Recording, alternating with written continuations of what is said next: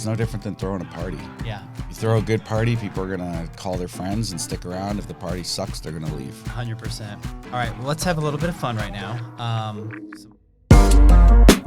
You're listening to the Bar and Restaurant Podcast, where hospitality lovers come to listen and learn with expert David DiLorenzo.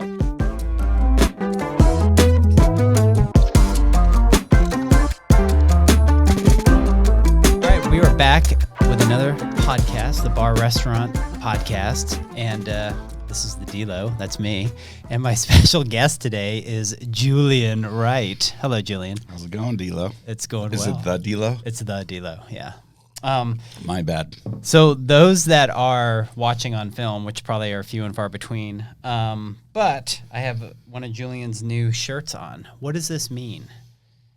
Well, have you ever heard of après ski? No.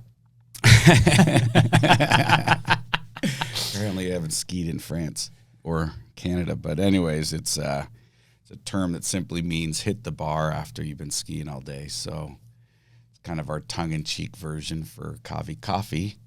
Instead of skiing, you can do some yoga, probably at Mount Orchid, which is where Kahvi's located, and then either hit the bar for a coffee drink or a juice drink or an alcoholic drink if you're in the mood to start boozing it up at 9 a.m. That's perfect, and that makes sense, and they're very good quality shirts. I know you like your Sportique, shirt baby. quality. Yeah, and you have your Pedal Haus shirt on today. Also Sportique. Also Sportique. So there's a little advertisement for Sportique. All right, let's get started with, let's just say you're pretty much an Arizona boy. I mean, really. No. I mean, I'm technically an East Coaster originally for high school and first year, but I've now lived in Arizona much longer than I've lived in any other state. Yeah. So I feel pretty grounded here and definitely feel like Arizona's home. An ASU grad, right? Yep. What was your degree in? Journalism. Ah, look at that. So from journalism to... Yeah, I think it's about 20 to 30 years too early to make a career out of it, but that's what I went to school for, but had a focus in photography, did a lot of video. Yeah. And before your first operation that you fully owned out here, which was Jack's Thai Bar, which we'll get into in a minute, what was your introduction to the hospitality industry? My first restaurant was at a place called Salad Alley, across from where I lived in Philadelphia back in 1988. And I got the job there because my girlfriend was working there making tons of money as a server. I can't remember, if I had any other jobs before that. I think I did work at a grocery store, and it was basically minimum wage. So, and it sounded fun. She was enjoying it. So technically, that was my first foray into working in the industry. But when I came out to Arizona, I worked at the Buttes Resort at the pool, which was a lot of fun as a bartender. Then I believe I went to the Islands Grill on Mill, which ironically became our first Pedal Haus location. I opened that with my Hawaiian shirt and short shorts and my perfectly white starch socks and my notepad back in 1993. Wow. And then I went on to open Bandera in Scottsdale, which ironically I ate there for dinner last night. And that was really the first place I saw what I would consider professionals in the industry. I mean, these guys were driving pretty nice cars, wearing pretty nice sport coats, and taking it seriously. And they operated at a level I had never witnessed in the restaurant business. Yeah, a little different than Islands. A little different, yeah. I mean, Islands was probably considered successful in its own right. They had many locations, but it was a different beast than working for the Houston's Corporation. So that's kind of where I first considered it. I remember working there and interviewing at places like Popular Outdoor Outfitters, if you remember them back in the day. Yeah. I was really into the outdoors and camping. You and still are. four-wheeling. Yeah, totally am. But at the time, I was literally thinking about making a career out of it. Okay. But retail is just pretty boring, I hate to say. At least for my my attention span. And I like the restaurant industry. I like the people. There's always a lot of humans involved. I like the camaraderie of like working in the trenches and sometimes taking bullets with your fellow servers and bartenders. And so I ended up going to into their management training program.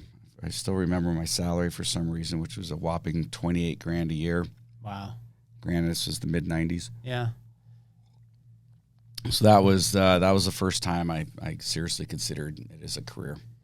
And then basically you just got the momentum from there. You had the bug. You're like, I want to. Yeah, although I'd say 2 months into management training, I actually had I was really second guessing my choice. Really? Because while Houston's is incredibly good at operating consistently a high quality product, yeah, they're not known for company culture.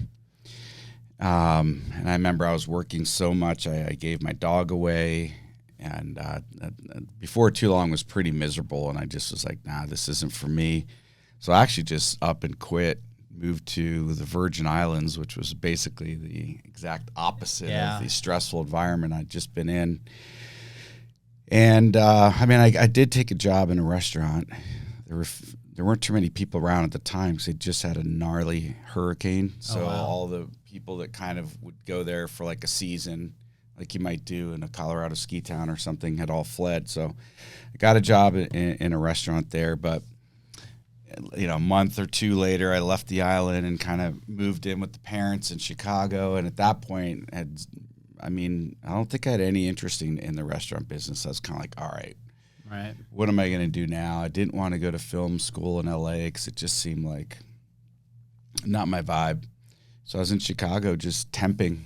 Really? Literally, yeah. I took one of those temp agencies, and they kind of put you in different companies, and you go work for a day and do. That's crazy. In the 18 years I think I've known you, or 20 years, I don't even think I ever knew that. Yeah. That's crazy. It wasn't for a long time, but it did give me the opportunity to go look under the hood of a lot of different companies and how they operated, what their company culture was, what their day was like, what kind of people were there. And all I remember is this one healthcare company I worked for, which was one of those bigger ones. I don't remember the name, but they'd hand me this stack of 400 applications for doctors or whatever, and I would just sit there and in a cubicle.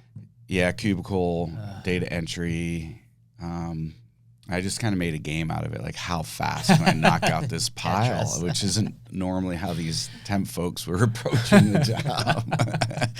I think I was probably inputting 3 to 4 times the amount of information that any temp person had ever put in. Oh my God. Because it was purely a way to make the painfully slow day go by. And I just turned it into a game. And do you think some of your employees do that at your places now? I don't think so, but I wish they would. No, I think the restaurant business it's got that fast pace, it attracts people that like that, like myself. So it's not like boring cubicle work, and I think that's why a lot of people are attracted to the restaurant business. But anyways, pretty quickly we realized that was not for me, and then it was kind of like, all right, how do I get back into the restaurant business? And was thinking maybe working in a corporation, using the skills and the experience and the information I got at Arizona State University, but one within the restaurant industry. Right. So my girlfriend and I at the time, who had met at Bandera, we just kind of on a whim moved to Boulder, Colorado. Yeah. That was 95-6-ish. And we love the town of Boulder because there is a real kind of outdoor component to it. It had obviously a little bit of a hippie flair, a lot of good live music venues, but didn't really have a target company. I was kind of thinking about Einstein Bagels. They were located out of Golden, Colorado, or somewhere close. Okay. Was that the beginning of them? Yeah, they had just started mid-'90s, as a lot of restaurant companies did, including Chipotle, Boston Market. And the restaurants at the time was sort of the equivalent of tech companies today, recruiting young talent, ping pong tables in their office, great company culture, expanding rapidly, pushing, innovating their brands. And that was attracted to me. So that was kind of my game plan, go get a job at, the office of Einstein's Bagels and just kind of see where it went. And you could get up and move pretty much anywhere just because you were a free soul. You were young, 20s? Yeah, I was mid-20s. Yeah. Yeah, so that's actually where I ended up going to work for what's now Qdoba. And Chipotle just had the 5 locations at the time, so that's how small they were. Wow. They're both from Denver. Wow. I don't know how many Is people know still that, around? Yeah. They're still going strong as far as I know. Okay. And so you go there, you get a gig, and don't you get in good with the owner? And well, yeah, my girlfriend's sister had dated the co-founder of what's called Zuma back in the day. I just read an article on one of my news feeds about how Qdoba had changed its name 3 times and why, and navigating that with franchisees. And I was there for all 3 of those. Wow. It was kind of interesting. At any rate, I met the guy, and he only had 1 burrito store, but it was killing it. He had 0 restaurant background. He was like a Merrill Lynch guy. And he partnered with the chef, who I'm still in touch with today. And they started Qdoba, and they didn't have a corporate office, really. I think it's him and one other guy working out of a small office. And so that was kind of attractive. And I just took an assistant manager job at their first store, making $22,000 a year. So I was going backwards in my pay. But I saw the opportunity, and that's, I try to tell young people that come to work for me or interview with me, there's so many different ways you can go in this business. Right. You can go with really big established corporations and kind of move a little slower.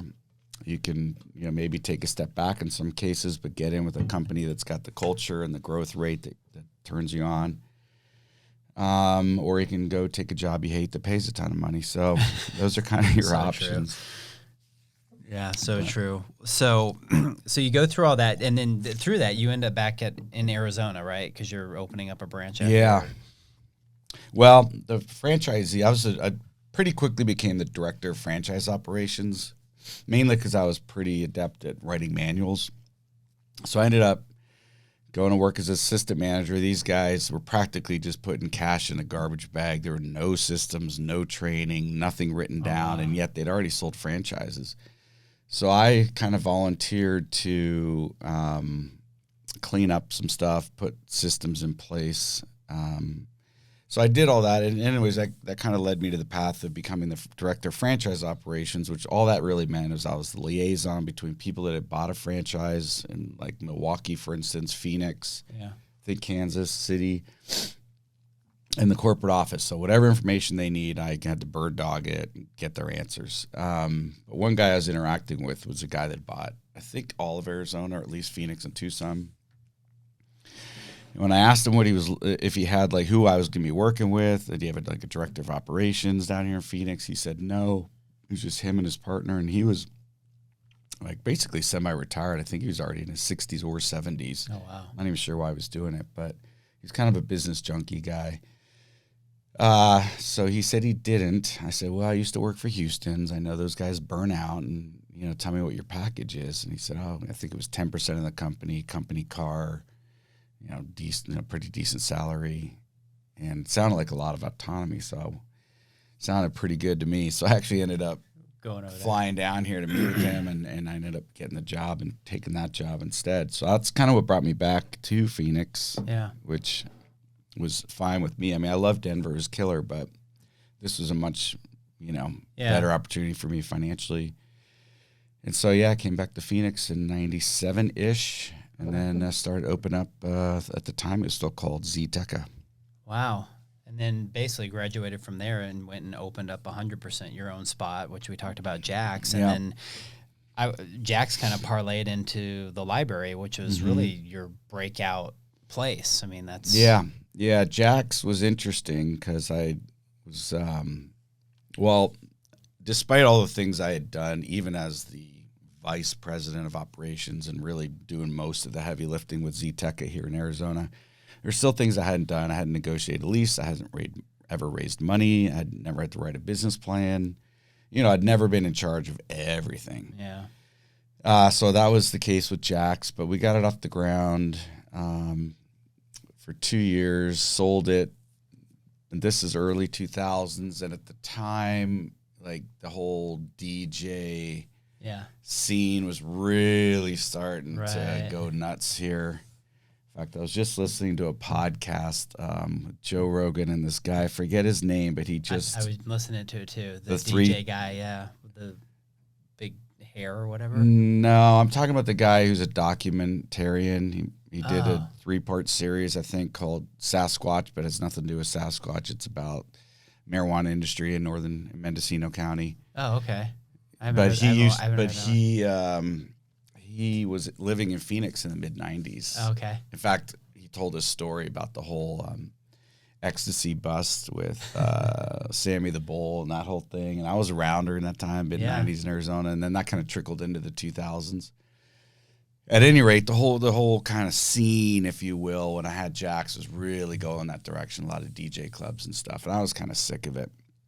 That's kind of how the library idea was born. Like, you guys go do that fast lane DJ thing. We're going to be over here selling pitchers of beer and playing rock and roll. And going back to a more nostalgic kind of vibe and a lot more fun, in my opinion.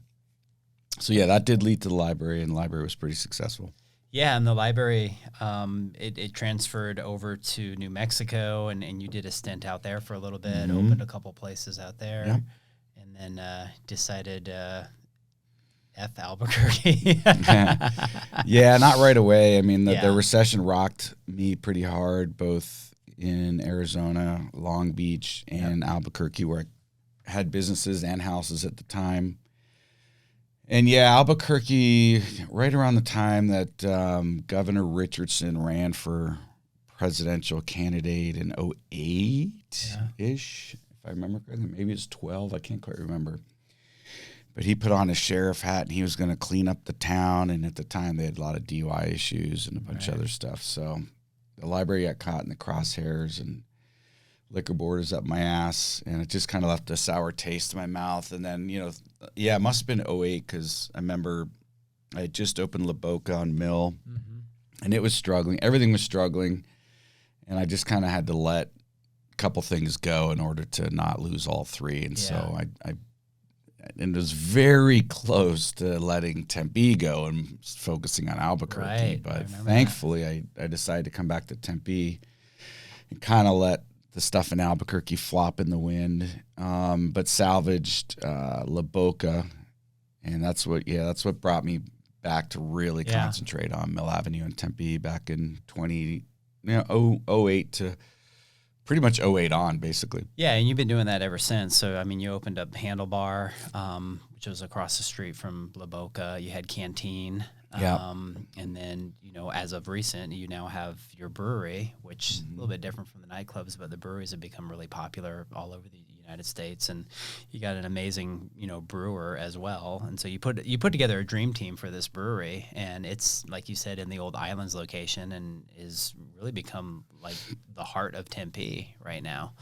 But now you've kind of gone off the grid per se. I mean, you have a place in Chandler, which is another Pedal Haus, but now you've kind of gone off the grid per se, and you're now really implanting your flag in downtown Phoenix. So what do you got going on over there? Yeah, I mean, I would say downtown Phoenix is still on the grid. Yeah, well, for off the grid for you because of you being on branching out. Yeah, but it's not as far as the North Phoenix spots I had. Yeah, if you want to talk about geographically, or even the vibe of Roosevelt Row, I think is more similar to Tempe than any other location I've done.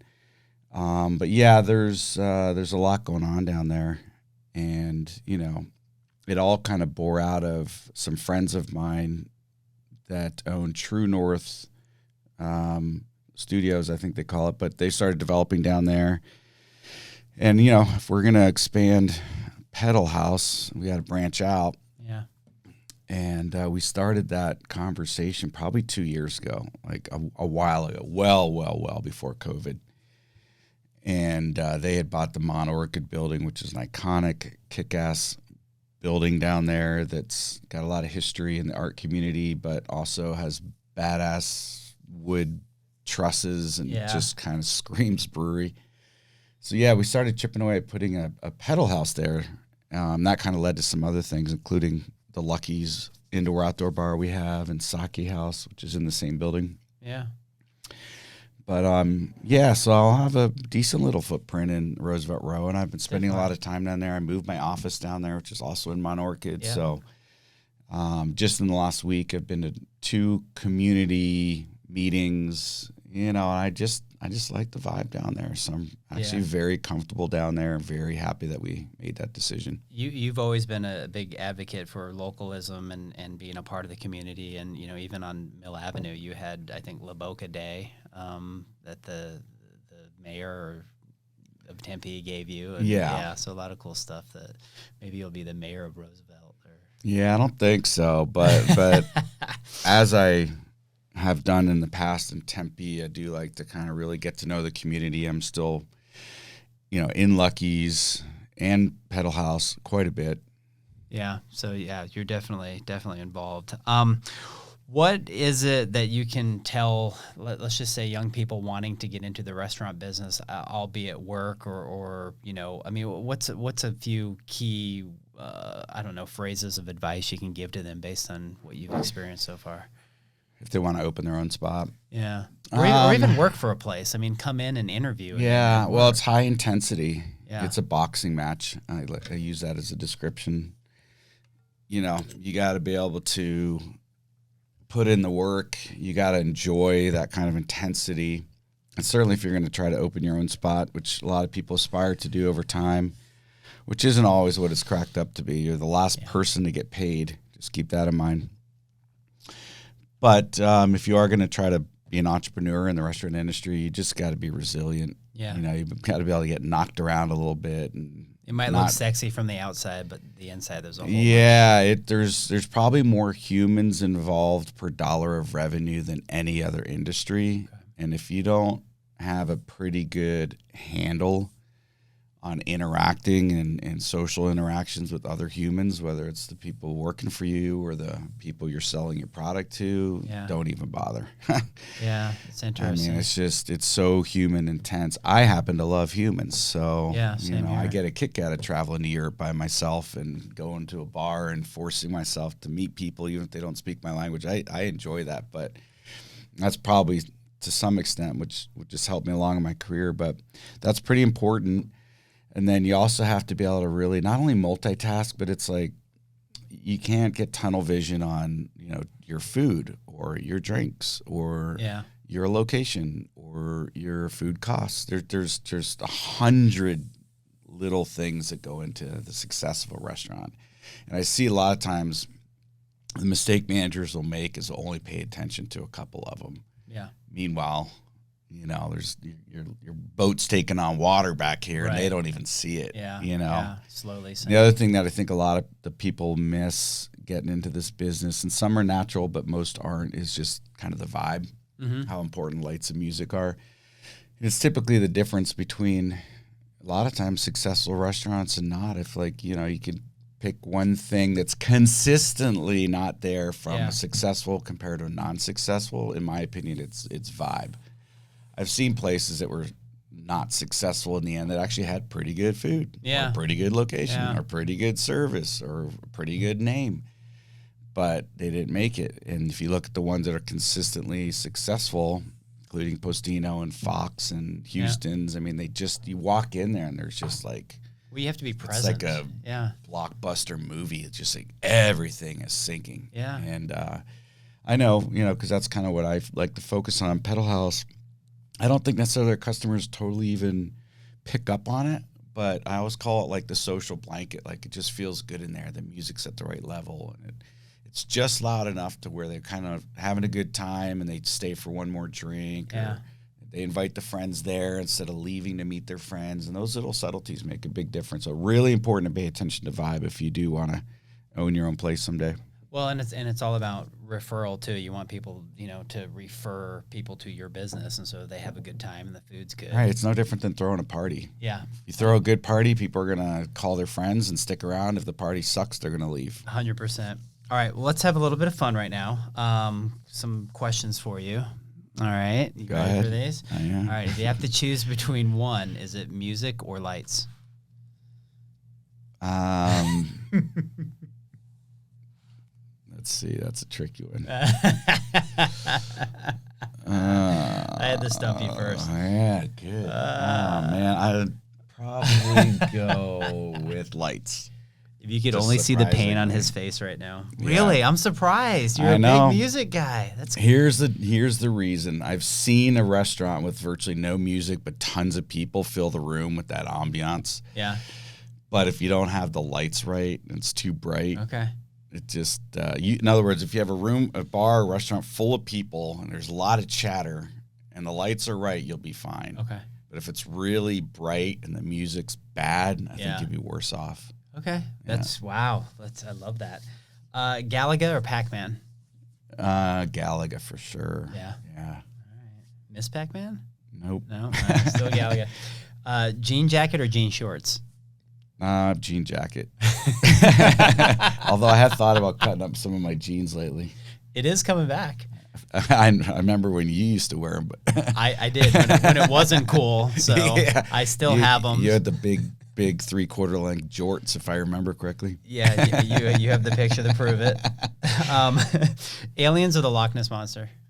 As far as which would I rather see or which do I think exist? Both. I definitely think there's a better chance aliens exist than the Loch Ness Monster. Okay. Which one would you rather come up against? Probably aliens. Yeah. I bet they're pretty cool. One Give might too be many working shits for about you. the Loch Ness Monster, Yeah. personally. Snorkeling or skydiving? Snorkeling. Yeah. You went out with I've sharks. done at one both. time. Yeah. Well, I've been in the cage with sharks. Yeah. I did see one shark in the wild snorkeling, but Yeah.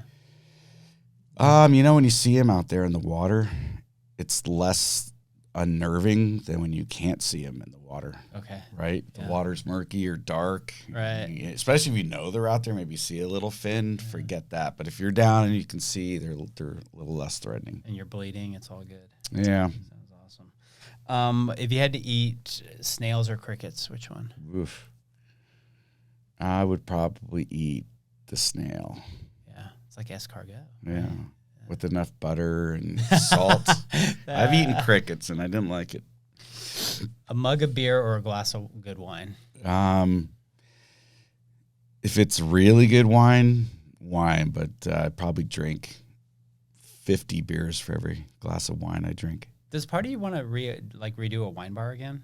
No. No? No. Did that? Yeah. Not for any other reason than I'd kind of have a lot going already. Yeah. More focused on sake and beer these days. Okay. An elegant glass of wine is hard to beat, though. Yeah, no, I can understand that. Would you rather drive a Ford Bronco or a Porsche? Ford Bronco. Okay. Yeah.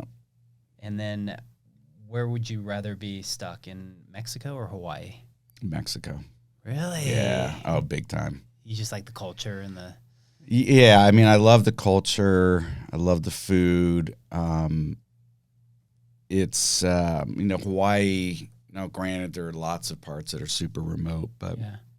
it's also super touristy, super expensive, and much smaller. Mexico's got a lot more diversity and just as beautiful beaches, in my opinion. Yeah. Yeah, that's a pretty easy decision for me. Is that where you're going to retire? Possibly. Possibly so. Yeah. Big fan of the Caribbean portion of Mexico. So like Tulum, Playa del Carmen, kind of enamored with Isla Mujeres lately, which I've not been to, but I do fantasize about eventually having a little beach hut somewhere. So I'm scoping them out.